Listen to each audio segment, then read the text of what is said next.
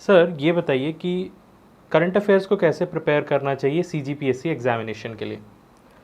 जिस तरह से अभी एग्ज़ाम का पैटर्न चेंज हुआ है, तो जो मेंस भी है और प्री है पूरा करंट अफेयर बेसिस हो गया है। तो इसको हमें बहुत ही सोच समझ के सिलेक्ट करना चाहिए हम हमारे सोर्सेज को, क्योंकि यहाँ पे सोर्स की कमी नहीं है। मैं अपने सोर्स से बता रहा हूँ, मैंने 3-4 सोर्सेज से किया है। सबसे पहले तो न्यूज़पेपर है, उससे बेस्ट कोई ऑप्शन नहीं है। न्यूज़पेपर के बाद जो आता है आपके ट्विटर में जो वेबसाइट वो आता है, डीपीआर की साइट्स है, ट्विटर है, सीएमओ का है, उन लोग को आप फॉलो कर लीजिए। वहाँ पे बीच बीच में जैसे आते रहते हैं ना न्यूज़। जैसे इस साल एग्ज़ाम में क्वेश्चन आया था कि रघुराम राजन कौन से गोठान में की विज़िट किए थे करके, तो वो आपको वहाँ से मिलेंगे। हर चीज़ें पेपर में नहीं मिलेगी। तो वो यहाँ से हो गया। और उसके बाद एक कोई भी इंस्टीट्यूट का जो मंथली करंट अफेयर की जो वीडियो आती है, जैसे मैं देखता था कंपटीशन कम्युनिटी सर की वीडियो देखता था या ई पाठशाला की देखता था, उसको नोट कर लेता था। तो हर मंथ का करते जाएंगे ना, तो हमको एग्ज़ाम के टाइम में बहुत ज़्यादा बोझ नहीं होता है। हर मंथ का होते जाता है। फिर लास्ट में एक बार हो गया आपका कंप्लीट, आपने पेपर भी कंप्लीट कर लिया, आपने प्रॉपर साइट भी विज़िट कर लिए, और मंथली करंट अफेयर भी हो गया। उसके बाद लास्ट में जब कंपाइल करने के लिए बीके नायक सर या अर्जुना की जो बुक्स आती हैं करंट अफेयर की, उसको कर लेते थे। मेरा करंट को लेकर थोड़ा सा ज़्यादा ऑब्सेशन था। मैं करंट को बहुत ही ज़्यादा सीरियस ले लेता था, और आप बीके नायक सर और अर्जुना के कंपाइल करने के बाद मैं एक शॉर्ट नोट्स भी बनाता था। तो ये मेरा नोट्स होता था 30 जनवरी तक लगभग कंप्लीट होता था।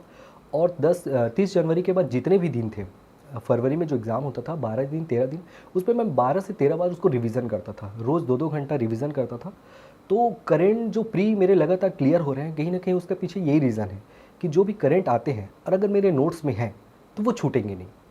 तो करंट के लिए यही सबसे इम्पॉर्टेंट है। और वर्ल्ड अफेयर करंट के लिए प्रशांत धवन सर का तो वीडियो तो देखना ही देखना होता है। या और आपके पास और ज़्यादा अच्छे टाइम है और अच्छे डिबेट्स देखना है, तो राज्यसभा के आप डिबेट्स दे सकते हैं ना। राज्यसभा में एक देश देशांतर करके आता है, वो आपके ऐसे पॉइंट ऑफ व्यू से हो जाएगा। ऐसे में कोई टॉपिक आपको लिखना है, जैसे यूसीसी के बारे में ही लिखना है या हमारे रूस यूक्रेन युद्ध के बारे में लिखना है, तो हमें टॉप क्लास के जो ब्यूरोक्रेट्स हैं वहाँ पे आके आपके बताते हैं, तो हमें वो बहुत ही अच्छे अंडरस्टैंडिंग वहाँ से मिल जाती है।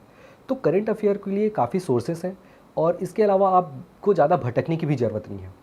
और लास्ट में करंट अफेयर को मेंस पॉइंट ऑफ व्यू से मैं कैसे करता था, मैं जैसे इन्वायरमेंट से रिलेटेड जो भी करंट है उनको एक पेज में लिख लेता था, ताकि मेंस में अगर एक टॉपिक पूछा गया है तो वो एक जगह मेरा कंपाइल हो।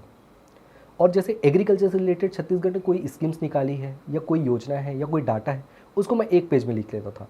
तो एग्रीकल्चर से रिलेटेड जो भी चीज़ें मुझे एग्ज़ाम में पूछेगा वो उस पेज में होता था। ये सब होता था।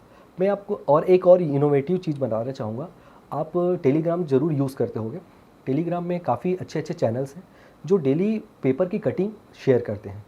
तो आप वो पेपर की कटिंग को सेव कीजिए और गूगल डॉक्स का प्रयोग कीजिए। गूगल डॉक्स में आप फ़ोल्डर्स बना लीजिए, agriculture, environment, Indian culture, tourism, जितने भी हमारे सब्जेक्ट्स हैं, उन सबको आपको पॉइंट वाइज बना लीजिएगा।